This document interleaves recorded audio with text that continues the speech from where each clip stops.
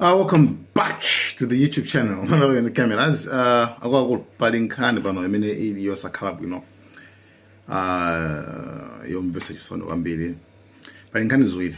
So yoyamba niyambe ndi nkhani ya ku United States of America kumene ndithu ma National Guards asilikali amene ndithu amene ali ofunikira kwambiri aomberedwa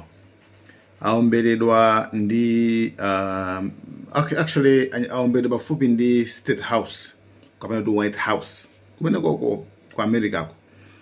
And anthu amenewa it's very unfortunate that they are dead.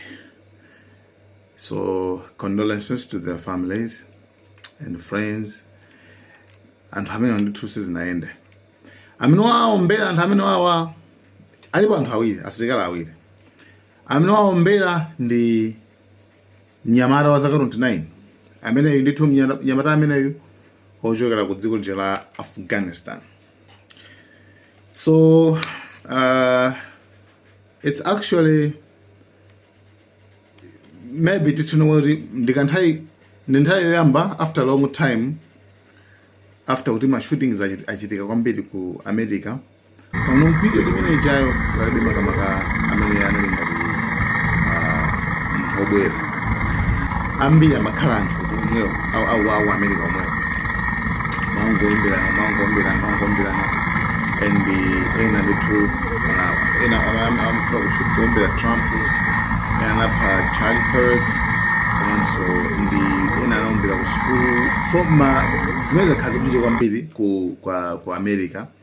And even FBI director amaitana kuti I wish kuti amene waphayo amene wapanga zimene zanakhala kuti ndi wina wake wachi osakhala kuno kwatakhala foreigner, something like that.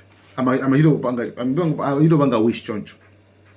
Never I think wish yake yatheka womberayo ndi munthu mmodzi ochokera ndithu ku Afghanistan. So iye anabwera bwanji ku America, United States of America.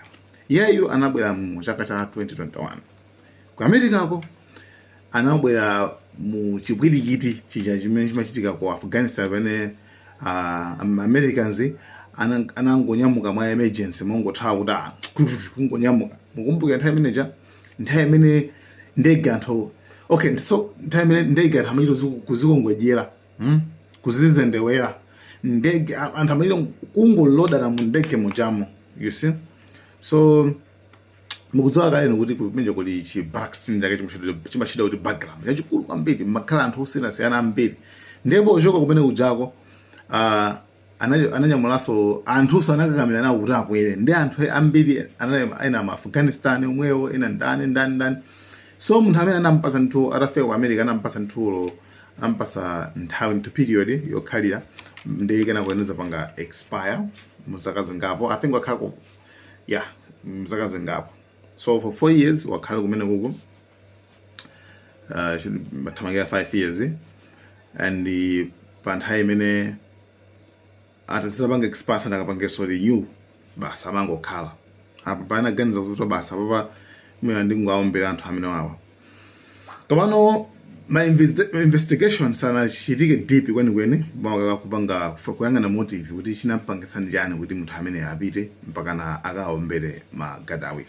So it happens to be kuti munthu uyu ndi foreigner wa Afghanistan, definitely ndekuti Muslim, definitely ndemiwona sobola nkhani ndesopano ikukedwa kwambiri. Trump yamba kale kuti amene wazima aliens zimene zizi zichoke kuno makuti zithamangise makuti so kwambiri wati tilibe ma details ambiri oti tingayankhule nkhani yokhuzana ndi nyamata ameneyo why wapha anthu osalakwa. So it's very unfortunate kwambiri kuti zinthu zimenezi zikumachitika. And condolences to the families again and friends. So so imeneyo ndikhani yokhudzana ndi magadi awiri amene ndithu atisiya amene aphedwa imene yakuti ndi domestic violence or domestic terrorism whatsoever muli musemu zinkhalemo. So zimene zachitika kumene ku America kumeneko. Nde nkhani number 2 imene ndimufuna tikambirane apa ndi nkhani yokhuzana ndi Trump zimene ayankhula zimene alemba zokhuzana ndi South Africa. Akuti zimene apanga South Africa zimene chita South Africa akuti nangasi iwo 2026 akupanga host ndiwo amene awatengeso pano amene akhale ngati upresident ule manja maiwo pankhani yokhuzana ndi G20. Nde Trump anena molimba monena kunena kuti akuti sakufunako kwawo kumeneko kuti kubwere kwa china Cyril Ramaphosa South Africa sapite koso kumeneko ati ife apanga mwano kwambiri isapiteko 1 2 komanso aichoseso mugulu la G20 10 makuti so G20 ilibe munthu wankulu kuti upresidency ukulu umayenda malinga ndi mmene chikuyendera chikho chicha.